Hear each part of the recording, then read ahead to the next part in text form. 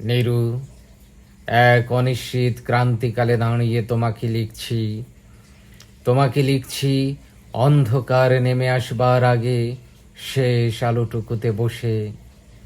গতকাল মধ্যরাতে ঘুম ভাঙে, স্বপ্নে দেখি তোমাকে চিঠি লিখছি সেটা গুরুত্বপূর্ণ নয়। হঠাৎ পেন্সিল ভেঙে গেল। শেষ দিকে এসে সম্পূর্ণ করতে না পারার যন্ত্রণা নিয়ে ঘুমটা ভাঙে। ঘুম আর না আসাতে বারান্দায় দাঁড়িয়ে সিগারেট ফুঁকছিলাম। হঠাৎ মনে পড়ল, তোমাকে কথা দিয়েছিলাম কবিতা ভর্তি একটা ডায়েরি উপহার দেব। শুরুও করেছিলাম।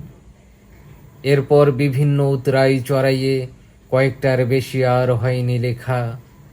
তবে সেই ডায়েরিটা আজও রয়েছে কয়েক ইঞ্চি ধুলোর স্তরে ডুবে। তাড়াতাড়ি সিগারেট শেষ করে ডায়েরি খুঁজতে বসলাম। জীবনের সমস্ত ডায়েরি পাওয়া গেলেও কেবল সেটিই মিলল না। দারুণ হতাশা নিয়ে আবার বারান্দায় চোখ বন্ধ করলাম।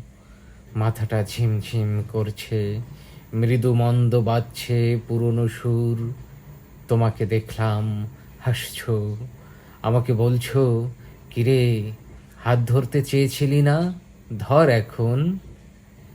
কিশোরী বেলার তুমি আমার চোখের সামনে, যৌবন ছাড়িয়ে এখন মধ্যবয়স। প্রতিদিন তোমাকে দেখছি আর কবিতা লিখছি ধরে ধরে। তোমার চোখে মুখে মুগ্ধতার পরত। আমি অবিশ্রান্ত লিখে চলেছি মহাকাব্য যেন।